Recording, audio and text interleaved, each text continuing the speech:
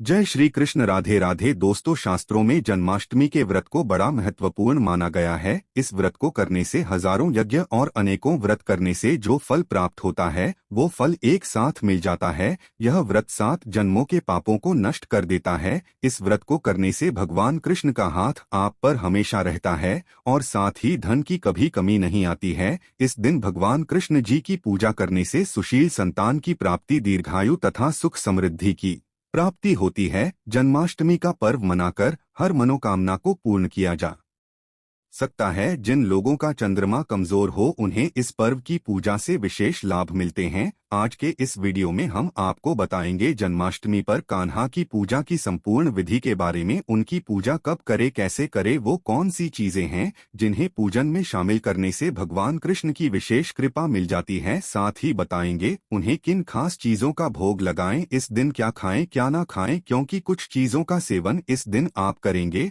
तो कृष्ण भगवान प्रसन्न होने के बजाय आपसे रुष्ट हो सकते हैं। तो बहुत ही महत्वपूर्ण शास्त्रों में बताई गई इन बातों को आज के वीडियो में आप सुन सकेंगे, तो वीडियो को आखिर तक जरूर देखें और कमेंट बॉक्स में जय श्री कृष्णा का जयकारा लगाकर अपनी कृष्ण भक्ति को जरूर दर्शाएं। जय श्री कृष्ण। दोस्तों, कृष्ण जन्माष्टमी को गोकुलाष्टमी भी कहा जाता है। ये एक ऐसा त्योहार है जो पूरे देश में भक्तों द्वारा पूरे जोश और उत्साह के साथ भगवान कृष्ण के जन्म दिवस के रूप में मनाया जाता है। भगवान कृष्ण का अवतार पृथ्वी से सभी अंधकारों का अंत करने और बुराई को नष्ट करने का प्रतीक माना जाता है। यह त्योहार विश्व भर के हिंदुओं द्वारा मनाया जाता है। लोग अपने व्यस्त जीवन से समय निकालकर कृष्ण जन्माष्टमी का त्योहार हर्षोल्लास से एक साथ मिलकर मनाते हैं। सालों वर्ष पूर्व माता देवकी और वसुदेव ने आधी रात को मथुरा के कारागार में एक दिव्य बालक को जन्म दिया था। ये भगवान विष्णु का 8वां अवतार श्री कृष्ण थे। भादो मास के कृष्ण पक्ष की अष्टमी तिथि को रोहिणी नक्षत्र पर कान्हा ने जन्म लिया था। इसीलिए हर साल कृष्ण जयंती पर कान्हा के बाल स्वरूप की पूजा की जाती है। पृथ्वी पर श्री कृष्ण के जन्म का मुख्य उद्देश्य उस समय व्याप्त सभी बुराइयों को खत्म करना, धरती से सभी बुरी शक्तियां को दूर करना और धर्म की स्थापना करना था, जिसे समय उनके मामा कंस ने लोगों के जीवन को दुखदायी बनाकर रखा था। इस साल जन्माष्टमी पर अत्यंत शुभ वृद्धि और ध्रुव योग का संयोग बन रहा है, जो इस दिन का महत्व बढ़ रहा है। वृद्धि योग में कान्हा के साथ माता लक्ष्मी स्वरूप राधा रानी की पूजा से घर में सुख समृद्धि का वास होता है, अक्षय पुण्य की प्राप्ति होती है। इस दिन हर व्यक्ति अपने अपने तरीके से भगवान कृष्ण को प्रसन्न करने के उपाय करता है, विशेष पूजा पाठ करता है। ऐसे में हम आपको बताएंगे कि जन्माष्टमी की पूजा में क्या चीजें बेहद है जरूरी, जिनके बिना भगवान कृष्ण की पूजा मानी जाती है अधूरी। लेकिन दोस्तों, उससे पहले आपसे रिक्वेस्ट करते हैं कि वीडियो को लाइक जरूर करिएगा, दोस्तों को शेयर कर दीजिएगा, और अगर आपने अभी तक चैनल को सब्सक्राइब नहीं किया है तो चैनल को सब्सक्राइब करके जरूर दबाइएगा। दोस्तों, जन्माष्टमी पूजा सामग्री में आपको चाहिए होगा खीरा, दही, शहद, दूध, 1 चौकी पीला साफ वस्त्र, पंचामृत, बाल कृष्ण की मूर्ति, गंगाजल, दीपक, घी, बात, धूप बत्ती, गोकुलेश, चंदन, अक्षत, माखन, मिश्री, भोग की सामग्री, तुलसी का पत्ता आदि और भी कुछ खास चीजें हैं जिन्हें आप कृष्ण पूजा में शामिल करते हैं तो कान्हा जी खुशी से फूले नहीं समाएंगे, आप पर अनेक को शुभाशीर्वाद बसाएंगे। जन्माष्टमी की पूजा में बांसुरी को अवश्य शामिल करें। बांसुरी कृष्ण भगवान की सबसे प्रिय वस्तु है। बांसुरी उनका प्रेम था तो मोरपंख उनके व्यक्तित्व का हिस्सा, तो उनकी पूजा में मोरपंख भी अवश्य शामिल करें। मोरपंख खुशहाली और भव्यता का प्रतीक माना गया है। जन्माष्टमी पूजा में भगवान कृष्ण के साथ गाय की मूर्ति या गाय की प्रतिमा को अवश्य रखें। श्री कृष्ण गायों से बहुत प्रेम करते थे, उन्हें गायों का ग्वाला गोपाल कहा जाता है। जन्माष्टमी के दिन घर में छोटा पल्ला या झूला अवश्य रखें। लड्डू गोपाल के लिए बनाए गए भोग में तुलसी पत्र अवश्य डालें। अब बात करते हैं कि जन्माष्टमी के इस पावन पर्व पर भगवान कृष्ण की पूजा किस प्रकार से करनी चाहिए। आप प्रातःकाल जल्दी उठें और स्नान आदि करने के बाद स्वच्छ वस्त्र परिधान करें। घर के मंदिर की साफ सफाई आपको एक दिन पहले ही कर लेनी चाहिए। वैसे तो जन्माष्टमी की तैयारियां पहले से ही शुरू हो जाती है, तो घर की साफ सफाई, घर के मंदिर की सफाई 1-2 दिन पहले ही हो जाती है। सूचरभूत होने के बाद पूजा आरंभ कीजिए। जो नित्य की पूजा होती है वो पहले की जाती है, जैसे कि धूप दीप प्रज्वलित करें। प्रथम पूज्य गणेश जी के साथ सभी देवी देवताओं का पूजन करें। उसके बाद भगवान श्री कृष्ण का जो बाल स्वरूप है यानी कि जो लड्डू गोपाल है उनकी पूजा करें। कृष्णा जन्माष्टमी के दिन देवकी वासुदेव बलदेव नंद यशोदा और लक्ष्मी जी के नाम लेते हुए पूजा प्रारंभ करनी चाहिए। लड्डू गोपाल जी का जलाभिषेक करें। आप पंचामृत से अभिषेक कर सकते हैं, कच्चे दूध में केसर मिलाकर अभिषेक कर सकते हैं, गंगाजल से अभिषेक कर सकते हैं, केसर मिश्रित जल से अभिषेक कर सकते हैं, जैसी आपकी इच्छा हो। भगवान श्री कृष्ण का आप स्नान करवाएं, अभिषेक करें। उसके बाद उन्हें सुंदर वस्त्र धारण करवाएं, विधि विधान से उनकी पूजा आराधना करें। लड्डू गोपाल जी को इस दिन झूले में जरूर बिठाना चाहिए, तो आप उन्हें चूल्हे में बिठाकर झूला झूला। ये ऐसा कहा जाता है कि भगवान श्री कृष्ण को जो भी भक्त झूला झुलाते हैं उनकी सभी कामनाएं पूर्ण हो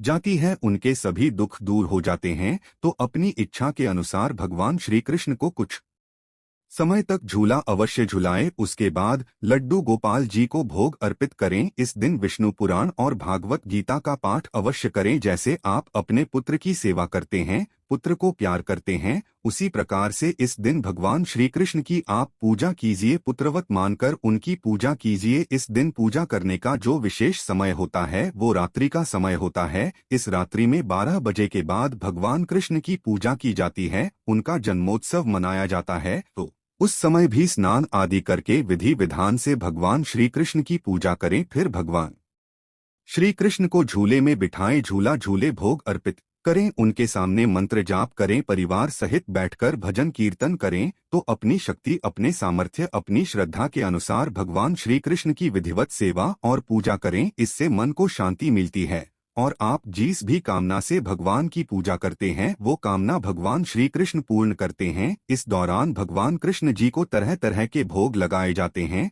जन्माष्टमी पर इन विशेष चीजों का लगाए भोग कान्हा हो जाएंगे प्रसन्न और करेंगे आपकी हर मनोकामना को पूर्ण। दोस्तों, भगवान श्री कृष्ण को माखन मिश्री सबसे ज्यादा पसंद है। कहते हैं कि बाल गोपाल बचपन में चोरी छुपे ढेर सारा माखन मिश्री खाया करते थे। ऐसे में आपके घर पर मलाई से ताजा मक्खन निकालकर उसमें मिश्री मिलाकर इसका भोग लगाएंगे तो वे अति प्रसन्न हो जाएंगे। धनिया पंजरी को जन्माष्टमी पर प्रसाद के रूप में बांटा जाता है। जन्माष्टमी पर धनिया के बीज को घी में भुना जाता है और इसमें सूखे मेवे और शक्कर डालकर इसका भोग भगवान कृष्ण को लगाया जाता है। कृष्ण भगवान को पंजरी के साथ पंचामृत का भोग बहुत प्रिय है।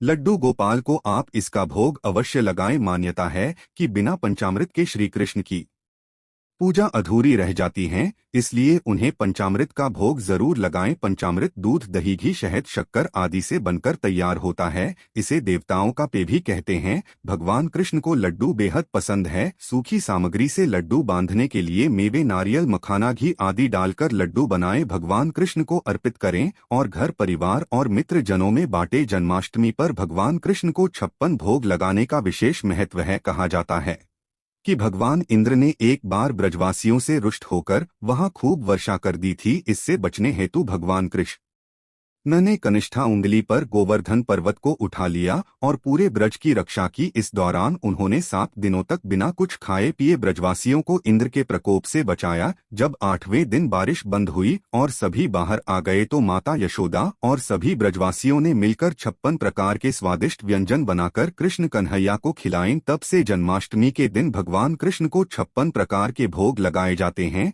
दोस्तों, कई बार इस दिन व्रत उपवास करने वाले कुछ लोग यह समझ नहीं पाते हैं कि इस दिन उनको क्या खाना चाहिए और क्या नहीं, जिससे व्रत करने में किसी तरह की दिक्कत ना रहे और पूजा भजन कीर्तन के लिए ऊर्जा भी बनी रहे। तो आइए अब आपको बताते हैं कि जन्माष्टमी के व्रत में क्या खाएं और वो ऐसे कौन सी चीजें हैं जिन्हें इस दिन ग्रहण करने से भगवान कृष्ण हो जाते हैं रुष्ट। पहले हम आपको बताते हैं कि जो जन्माष्टमी का व्रत नहीं रख रहे हैं उन्हें इस दिन कौन सी चीजें भूलकर भी नहीं खानी चाहिए। जन्माष्टमी के दिन बैंगन नहीं खाना चाहिए, मसूर की दाल नहीं खानी चाहिए, मांस अंडा नहीं खाना चाहिए, मदिरा का सेवन नहीं करना चाहिए, प्याज लहसुन का सेवन भी इस दिन नहीं करना चाहिए। 5 सुपारी, तंबाकू, सिगरेट आदि का सेवन भी नहीं करना चाहिए। इस दिन हरी पत्तेदार सब्जियां भी नहीं खानी चाहिए, उनमें बहुत सारे छोटे छोटे जीव हो सकते हैं, तो वो जीव हत्या के समान हो जाता है। तो इस दिन जीव हत्या या जीव को नुकसान नहीं पहुंचाना चाहिए, इससे बड़ा पाप लगता है,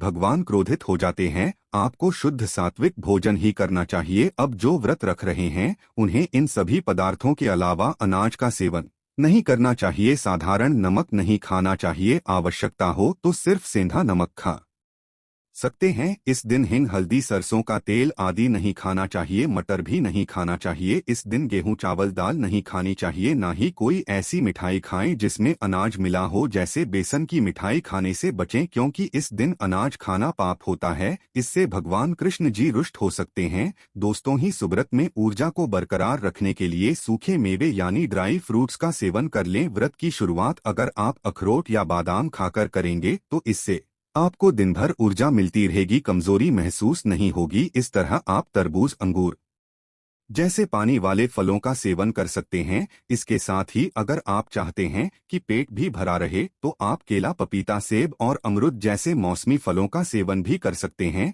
जन्माष्टमी के व्रत में आप दही की लस्सी का सेवन कर सकते हैं। इससे आपको बार बार प्यास भी नहीं लगेगी और पेट भी भरा हुआ महसूस होगा। आप चाहे तो साबूदाने की खिचड़ी या खीर बनाकर इसका सेवन कर सकते हैं। कुट्टू के आटे के पराठे का, समा के चावल का सेवन भी आप कर सकते हैं। या रखें, रात 12 बजे की पूजा के बाद भी आप फलाहार यानी व्रत का खाना ही खाएं, अनाज का सेवन ना करें। व्रत खोलने पर एक साथ बहुत सारा खाना ना खाएं। व्रत के पारण के समय बहुत लोग पकौड़े, पेपर्स, पापड़, कुट्टू और सिंघाड़े की पूरी ऐसी चीजों का सेवन करते हैं जो कि उचित नहीं है। इस तरह के पदार्थों से आपको सेहत संबंधी दिक्कतों का सामना करना पड़ सकता है। तो विधि विधान से इस पर्व को मनाएं। इस जन्माष्टमी पर कृष्ण भगवान आपके घर आए, माखन मिश्री खाएं और आपके जीवन के सारे दुख और कष्ट दूर भगा ले जाएं। आप सभी को कृष्ण जन्माष्टमी की बहुत बहुत शुभकामनाएं। कमेंट बॉक्स में जय श्री कृष्णा लिखना बिल्कुल ना भूलें। आज के लिए बस इतना ही दोस्तों। अगर आपको यह वीडियो पसंद आया है तो वीडियो को लाइक करिएगा। धन्यवाद।